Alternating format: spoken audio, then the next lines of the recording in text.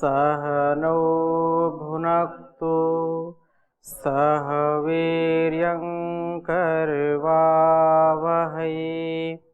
तेजस्विनावधीतमस्तु मा विद्विषावहै। ओम शांति शांति शांति। वैदिक जीवन पद्धति में हम चर्चा कर रहे हैं प्रत्याहार की, और जिसमें इंद्रियों का विशेष स्वाध्याय हम कर रहे हैं कि इंद्रियों का क्या महत्व है, इंद्रियां हमारी कैसे कार्य करती हैं, इंद्रियों के नियंत्रण से हमारे जीवन में नियंत्रण आता है, और इंद्रियां जब अनियंत्रित होती हैं तो हमारा जीवन अनियंत्रित हो जाता है, असंयमित हो जाता है, जिससे हम पतित हो जाते हैं, अपकर्ष को प्राप्त करते हैं, नरक जीवन हमारा जो है हो जाता है। इस नरकीय जीवन को ऊपर उठाने के लिए स्वर्ग के समान सुख, शांति, यश, कीर्ति और उत्कर्ष पाने के लिए जीवन को संयमित करना, इंद्रियों को संयमित करना, इंद्रिय जित बनना, ये लक्ष्य है प्रत्याहार का। और उसके लिए मन के साथ इंद्रियों को जोड़ करके कहा, यही प्रत्याहार में आगे हम और चर्चा करेंगे। आप में से किसी कोई प्रश्न पूछिए।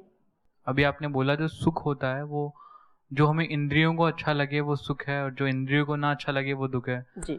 हम जैसे कोई दवाई लेते हैं तो हमारी इंद्रियों के लिए तो वो अच्छा है नहीं जी, मतलब इंद्रियों के लिए, मतलब शरीर के लिए काफी अच्छा है। गिलोय काढ़ा किसी को पिलाएंगे तो वो जीभ में अच्छा नहीं लगता, तो दुख होगा, लेकिन वास्तव में फायदा करेगा। हाँ, लेकिन दुख तो होगा, दुख होगा, ठीक है। वहाँ इंद्रियों को अच्छा नहीं लग रहा, लेकिन ये कह रहे हैं जैसे कोई जो है आँख की बीमारी को दूर करने के लिए दृष्टि हाई ड्रॉप यदि कोई डाले तो पहले तो बड़ा वो कष्ट होता है, लेकिन फिर उसका लाभ बहुत होता है। विद्या आरंभ में तो बड़ी कष्टकारी लगती है, वो अच्छा नहीं लगता, इतने दिन तक पढ़ते रहो बैठे रहो, कितनी तपस्या करनी पड़ती है। लेकिन हमारा स्वभाव ये है कि हम थोड़े से सुख को पाने के लिए बहुत सारा दुख झेलते हैं, ये एक उल्टी बात है।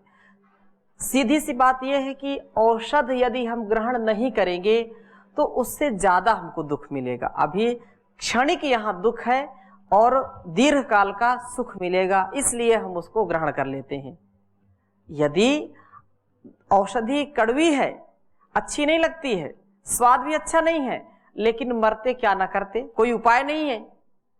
यदि मैं उसको ग्रहण नहीं करूंगा तो जीवन का सुख नहीं मिल सकता है। यदि किसी को ज्वर आ रहा है, बुखार हो रहा है उसको, और बुखार में तो सारा स्वाद बिगड़ जाता है, भोजन आदि तो अच्छा नहीं लगता है, उसके सामने चाहे कितना ही सुस्वादिष्ट भोजन उसके सामने परोस दें, लेकिन उसको अच्छा नहीं लगेगा।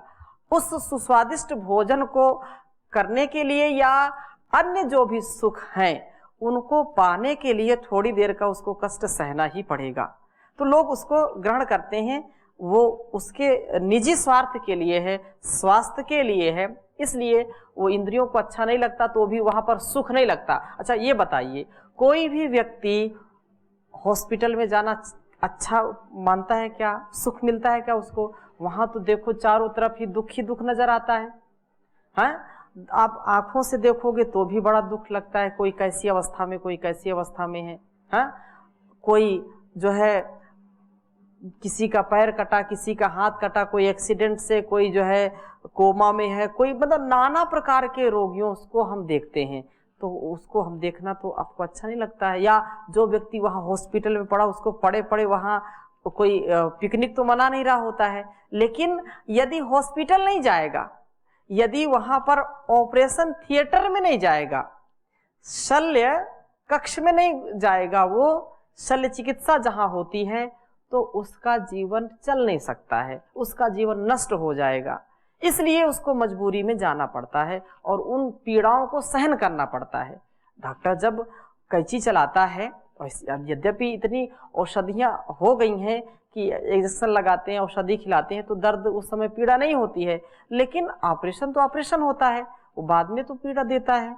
तो कोई भी व्यक्ति पीड़ा जो है सहन नहीं कर पाता, लेकिन जीवन को चलाने के लिए वहां पर उसको सहन करना पड़ता है, ये बात है।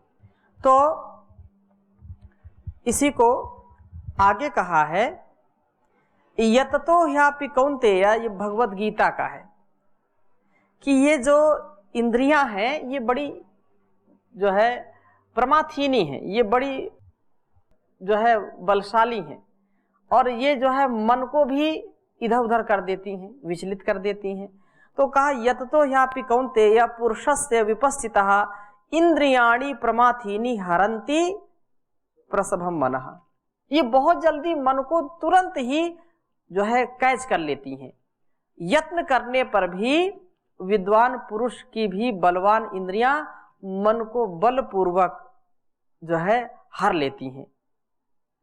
तो इसलिए हे अर्जुन, इंद्रियां वास्तव में चित्त को मथ देती हैं।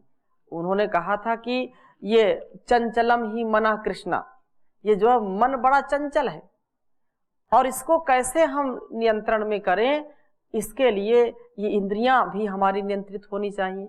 तो वहां पर योगेश्वर कह रहे हैं कि निश्चित रूप से ये इंद्रियां प्रमाथीनी, ये मथ देती हैं।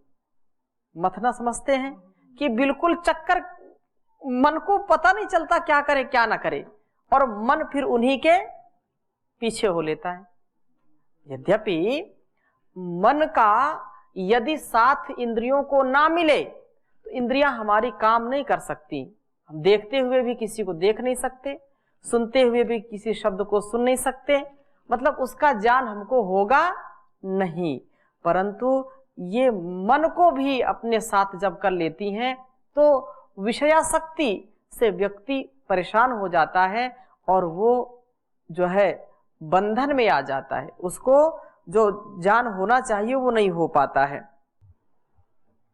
कहा कि या इंद्रियाणि जित्वा ज्ञान स्वाभाविकम मनुते आत्मना तम खलु जितेंद्रियम ते भड़ंती ये निश्चिता साधुआ। जो साधु लोग हैं, जो सज्जन लोग हैं, जो धीर हैं, गंभीर हैं, वे लोग कहते हैं कि जो योगी इंद्रियों को जीत करके यह जान लेता है कि आत्मा का स्वरूप क्या है, आत्मज्ञान जो है जो प्राप्त कर लेता है, अतः इंद्रियों से वह पृथक, जो उसे साधु जन जितेंद्रिय कहते हैं। जो योगी इंद्रियों को जीतकर यह जान लेता है कि आत्मा ज्ञान स्वरूप है, वह ज्ञानवान है। जब जानता है कि ज्ञानवान है तो इंद्रियों से पृथक है, वह इंद्रिय नहीं है। आत्मा क्या है? आत्मा इंद्रियों से पृथक है। इंद्रियों के कारण व्यक्ति विषयों में फंस जाता है, लेकिन आत्मा तो शुद्ध है, बुद्ध है। उसका स्वरूप तो ऐसे है कि अपने में वो बिल्कुल निर्मल है, और जैसे कोई निर्मल कांच का जो है टुकड़ा है, या कोई मणि है, या कोई शीशा है, उसके सामने यदि कोई लाल वस्त्र पहन करके खड़ा हो जाएगा तो शीशा लाल लाल दिखेगा। यदि कोई श्वेत वस्त्र धारण करके खड़ा हो जाएगा तो श्वेत हो जाएगी, यदि कोई पीला। तो ऐसे रंग जैसे जैसे यह हमारा जो है अंतःकरण दिखाता है, वैसा वैसा वो होता रहता है, और ये सारा जब प्रभाव हट जाता है तो वैसा ही वो शुद्ध होता है, बुद्ध होता है, जो है निर्मल होता है। इसलिए ऐसा जो जान लेते हैं ज्ञानी व्यक्ति, वे ही इस प्रकार से मोह से, माया से दूर हो जाते हैं। राग, द्वेष और मोह ही हमारी जीवन में अशुद्धि फैलाते हैं, ये अशुद्ध कर देते हैं हमको। शुद्धता के लिए राग से, द्वेष से और मोह से व्यक्ति को दूर होना चाहिए, और यदि ऐसा करता है तो निस्संदेह वो विशेष मोक्ष रूप को प्राप्त होता है। सांख्य कारिका में आया स्वाम स्वाम प्रतिपद्यन्ते, इसको लिख लीजिए आप।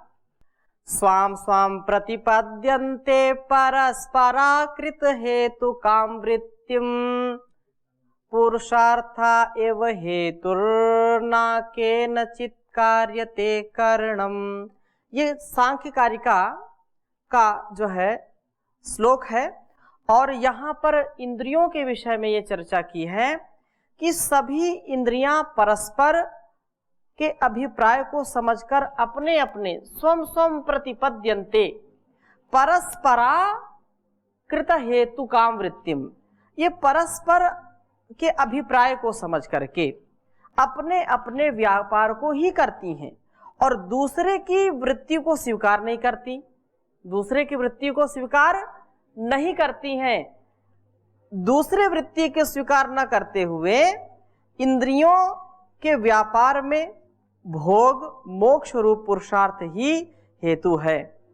जो पुरुषार्थ एवं हेतुर केनचित कार्यते करणम, इंद्रियां किसी अन्य के द्वारा प्रवृत्त नहीं कराई जाती हैं, यह स्वयं ही प्रवृत्त होती हैं।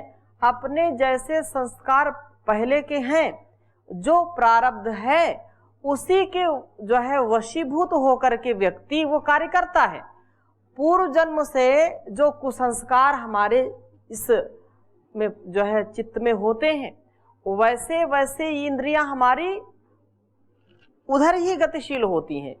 कोई भी एक दिन में क्रोधी नहीं बन जाता, कोई भी व्यक्ति एक दिन में कामी नहीं बन जाता, कोई भी व्यक्ति एक दिन में भक्त नहीं बन जाता, कोई भी व्यक्ति एक दिन में किसी भी प्रकार की सफलता का जो है आदर्श नहीं बनता कि ये बहुत सफल व्यक्ति है, एक दिन में इसने ऐसा कर लिया। नहीं, ये उसके संस्कारों से ही जो है आगे बढ़ता है। आप कह सकते हैं कि कई ऐसी घटनाएं हैं कि एक दिन में उनको वैराग्य हो गया, एक दिन में ऐसी चीज हो गई।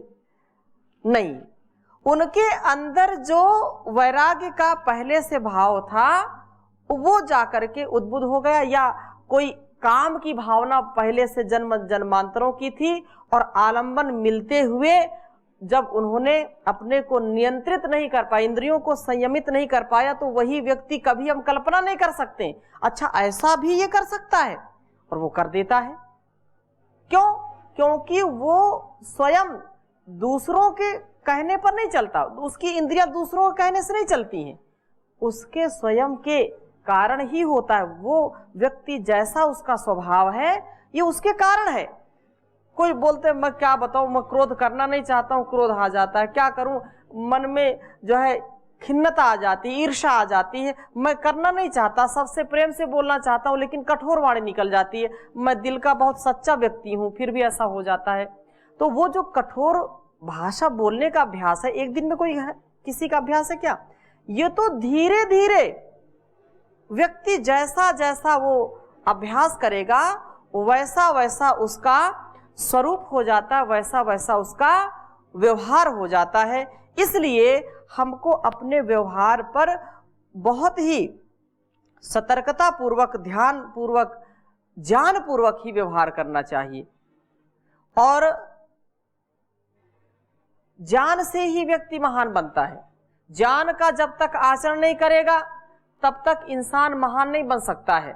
ज्ञान पूर्वक आचरण करेगा, विवेक पूर्वक आचरण करेगा तो उसका जीवन अच्छा बनता है और वो अपने लिए और दूसरों के लिए भी कल्याणकारी होता है। जो अपने लिए नहीं है दूसरों के लिए कैसे कल्याणकारी हो सकता है? लेकिन ये भाव जब जागृत होगा तो व्यक्ति अवश्य ही उस पर पुरुषार्थ करेगा, और पुरुषार्थ करने से ही व्यक्ति का जीवन अच्छा बनता है। और व्यक्ति कितना भी करे, इसके लिए तो जीवन में कुछ करना ही चाहिए, क्योंकि बिना यत्न के मुक्ति नहीं मिलती है। तो ये बहुत प्रेरणादायक है और हम इसको जीवन में उतारें। किसी कवि ने लिखा है कि ये जीवन जब हमको मिला है तो दुर्गुणों से, दुर्व्यसनों से, दुर्व्यवहारों से हम ऊपर उठें, इससे हटें, कभी भी इसमें अपने को जो है लगाए नहीं। क्या सही है, क्या गलत है, क्या ग्रहण करने के योग्य, क्या ग्रहण करने के योग्य नहीं है। देखो, कथाएं सुनना, पढ़ना, समझना ये बात अलग है, लेकिन क्षण प्रति क्षण उनको कैसे हम अपने जीवन में उतारें। मुक्ति के लिए जीवन मिला है तो मुक्ति कब मिलेगी? जब इंद्रियों को हम संयमित करेंगे, मन को नियंत्रित करेंगे। मन नियंत्रित हो तो इंद्रियां हमारी नियंत्रित। उसके लिए प्रत्येक दिन पुरुषार्थ करना, युक्ति के साथ मुक्ति का उपाय समझना, सोचना। ओम स्वामी जी। जी, एक जानकारी चाहिए था। जैसे हम बोलते हैं आत्मा शुद्धो बुद्धो नित्य है जी और जन्मा है जी और इंद्रियाणी मन बुद्धि को हम जोड़ बोलते हैं। जी यदि निर्मल शुद्ध होता है फिर क्यों जन्म भी लेता है, शरीर में जाता है, फिर भोगता भी तो आत्मा है, जी फिर करता नहीं, कुछ भोगता- नहीं करता है बोलते हैं। ये दोनों में थोड़ा विरोधाभास लगता है, मैंने समझ में नहीं मिला। ये तो कुछ करता नहीं है, निर्मल है, शुद्ध है, फिर भोगना वाला तो आत्मा भोगेगा, भोगता भी है, जन्म भी लेता है, सुख दुख तो आत्मा ही भोगता है। बिल्कुल सत्य है। और उसको भोक्ता कहा है। हाँ, उसको भोक्ता कहा है, आत्मा भोक्ता है। ये साधन जो हमको जो है अंतःकरण चतुष्टय मिले हैं, इनके कारण ही हमारे अंदर का जो आत्मा है वो शुद्ध होता है, अशुद्ध होता है, ऐसा कहते हैं। अर्थात जैसे मैंने उदाहरण दिया कि जैसे एक निर्मल स्फटिक होती है, कोई कांच का या कोई जो है डायमंड है, तो उसमें कोई उसका रंग नहीं होता अपना, ठीक है। जब उस पर किसी का प्रतिबिंब पड़ता है, जैसे कोई वस्त्र है, लाल फूल में आप उसको रख दीजिए तो दूर से क्या लगेगी मणि, बिल्कुल लाल लगेगी, ठीक है। किसी काले पत्थर के ऊपर रख दो तो काली लगेगी। ऐसे ही आत्मा तो शुद्ध है, बुद्ध है, लेकिन ये हमारे जो संस्कार है, जो हमारे कर्म है, जो हमारी इच्छाएं हैं, जो हमारा चित्त है, उसके कारण ये बार बार इस धरा पर आता है। और जब यह हमारा अंतःकरण शुद्ध हो जाता है तो ये स्वयं मोक्ष को प्राप्त कर लेता है। इंद्रियां हमारी संयमित हो जाएं, चित्त हमारा संयमित हो जाए, हम बिल्कुल शुद्ध हो जाए, मतलब ज्ञान से, विवेक से, संयम से, योगाभ्यास से, अष्टांग योग के पालन से जब हमारा अंतःकरण शुद्ध होगा तो फिर मोक्ष प्राप्त हो जाएगा। और जब तक ये शुद्ध नहीं होंगे तब तक फिर इन्हीं के कारण ये बार बार यहाँ आता और यहाँ से जाता है। नहीं स्वामी जी, फिर भी समझ में नहीं आया। पहले जब आत्मा आया होगा वो तो शुद्ध होगा, निर्मल होगा, वो तो ठीक है। ये पहले जब आया होगा, जन्म जन्मांतरों का ये खेल है। और जब एक बार व्यक्ति मोक्ष में चला गया, मोक्ष में चला गया, इसलिए आत्मा को तो कोशिश करना पड़ेगा ना। 36,000 बार ये सृष्टि बनती और बिगड़ती है, तब तक वो मोक्ष में रहता है। और उसके बाद वो बिल्कुल सादा आता है यहाँ पर, यहाँ बिल्कुल सादा आया, उस समय उसका कोई कर्माशय नहीं है। अब जब उसको वो मन बुद्धि चित्त अहंकार मिला है, अब यहाँ आएगा तो जैसा संसर्ग होगा, जैसा यहाँ का उसको संस्कार मिलेगा, वैसा रंग में वो रंग जाएगा आत्मा। बात समझ में आ रही? अब अगर उसने पहले ही इतना शुद्ध बुद्ध अपने को बना लिया, पवित्र बना लिया, तो फिर मोक्ष को प्राप्त होगा। और फिर यदि उसके अंदर इच्छाएं आई, वासनाएं आई, वासनाओं ने अपना घर बना लिया, तो फिर वो वासनाओं की पूर्ति के लिए फिर जन्म लेगा। तो जब तक वो यहाँ से शुद्ध नहीं होगा, जब तक अंतःकरण हमारा शुद्ध नहीं होगा, तब तक वो फिर आता जाता रहेगा।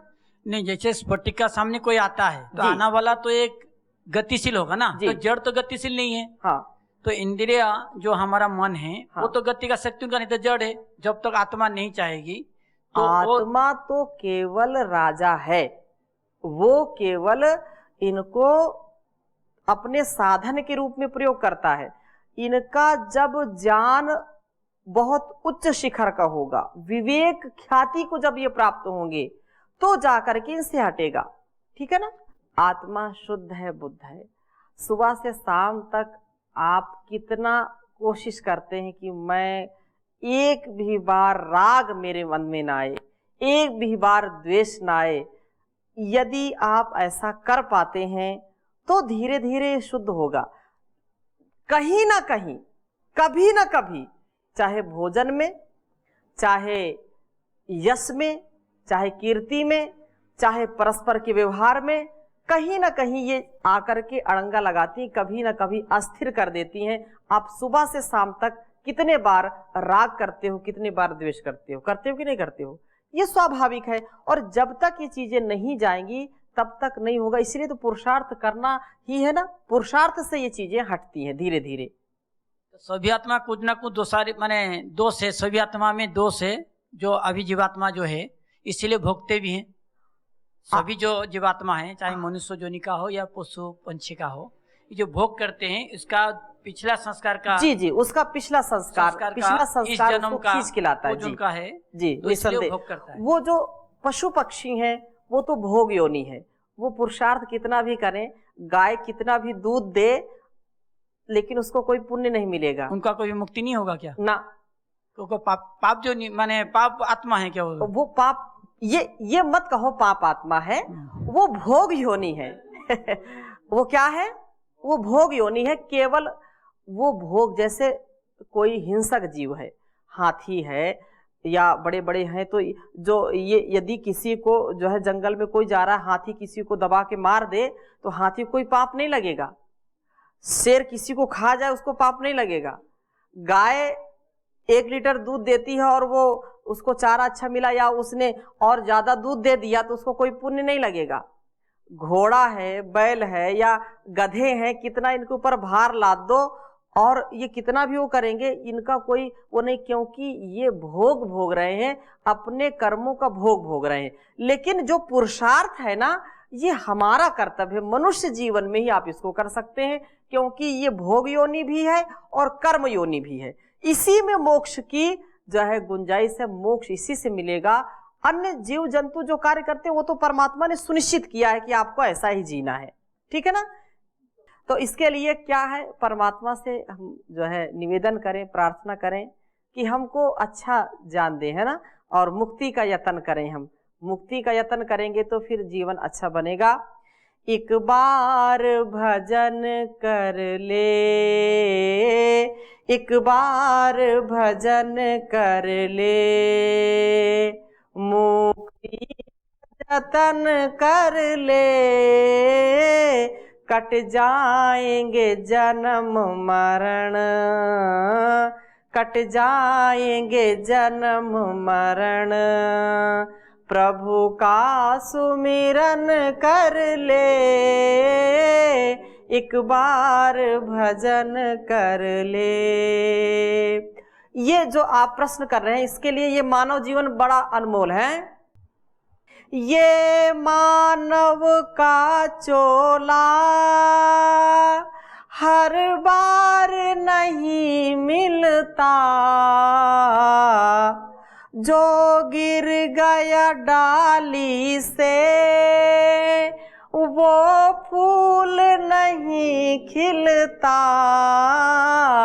मौका है ये जीवन का, मौका है ये जीवन का, गुलजार चमन कर ले, एक बार भजन कर ले।